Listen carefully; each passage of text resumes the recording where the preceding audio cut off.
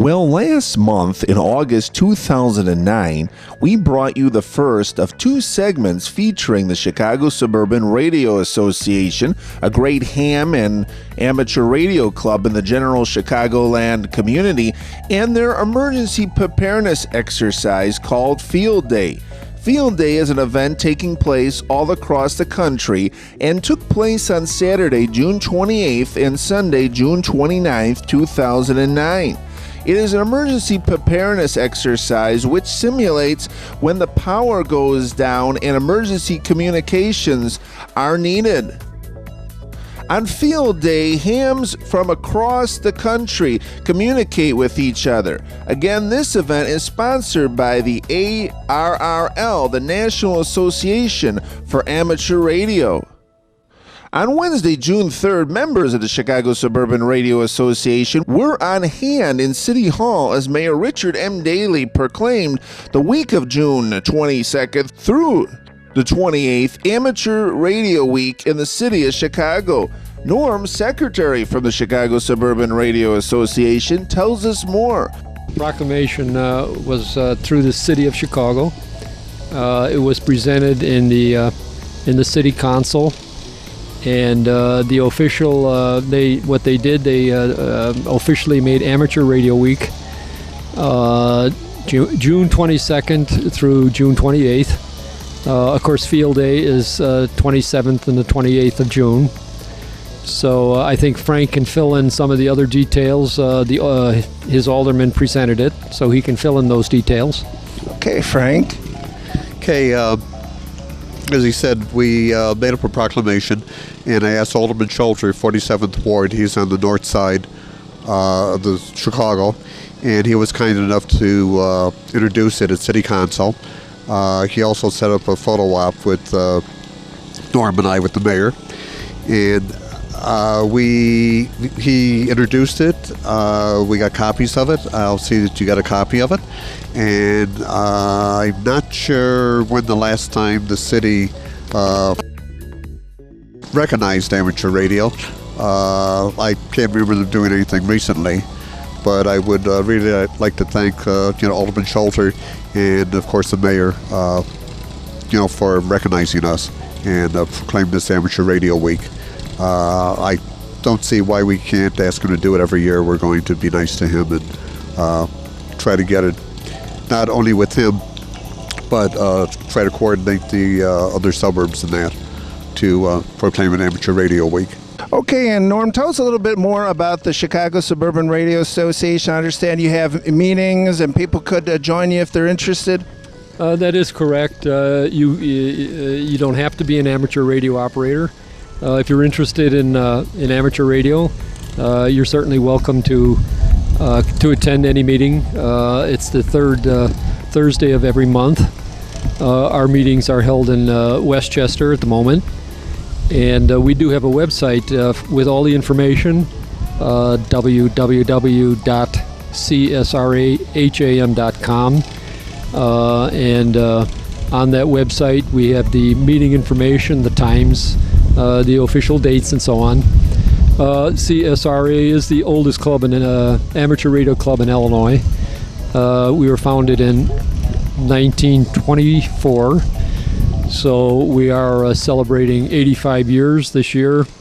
And actually, we have a official time of the year we're going to be celebrating that around Thanksgiving.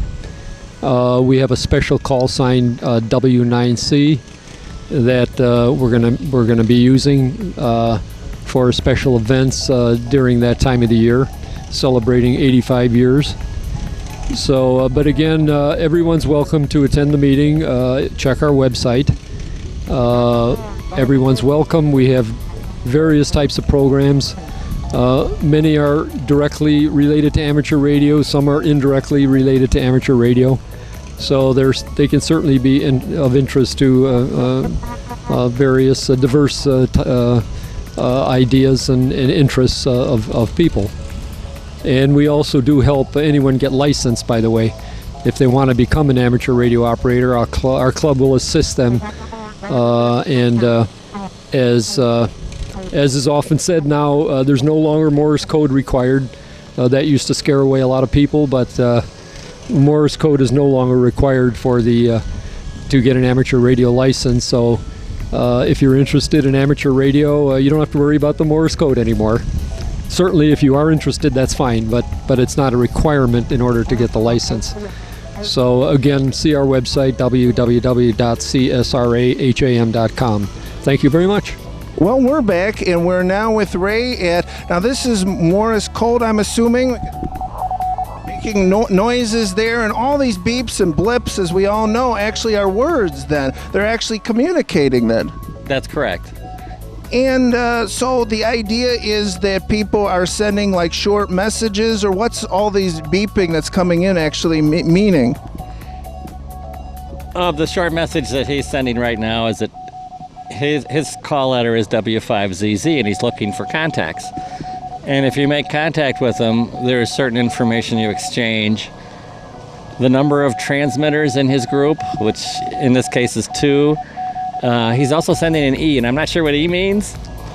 We send 3A here. 3A meaning we have 3 transmitters going at once, and the A means we're not connected to the power grid. It's completely generator or battery. You also send your location. He's sending LA for Louisiana, and we send IL for Illinois. So that's the information we exchange. Number of transmitters, the type of deal we're running, whether we're running batteries only or generators, or there's some people that are running out of their houses, the smart ones who stay in air-conditioned comfort. And then the other piece of information is the location. Well, we're back, and I'm now with Scott, and Scott's going to tell us about the different class of licenses, and, there used to be a whole bunch of them. Now they're kind of combining them, but Scott, tell us about the different classes and different types of licenses. Okay, various things you gain depending on which test you have taken, and there are several tests. The tests differ in the types of technical questions you are asked. As you complete and pass these exams, you are given more legal authority to use more and more of the available frequencies available to amateur radio. A novice class license, which does no longer exist, you are limited to only using Morse code on certain frequencies that would be used primarily for around-the-world communications. There was also, and currently still is, a technician class. Technician meaning one who really diddles with electronic circuits, and they were given the VHF, UHF frequencies, which are good for more local communication. From there we have what's called a general class license. There you have all the frequency privileges of what was the novice and technician, but you also gain frequencies specifically for the general class license, which is giving you not only frequencies of local communication, but worldwide. Above there, which is no longer available, was a class called Advanced that gained you more worldwide frequency type frequencies to use, and there still exists something called the extra class license, which gives you access to all the possible frequencies that are allocated to the amateur radio service. For more info on the Chicago Suburban Radio Association, please take note of your screen.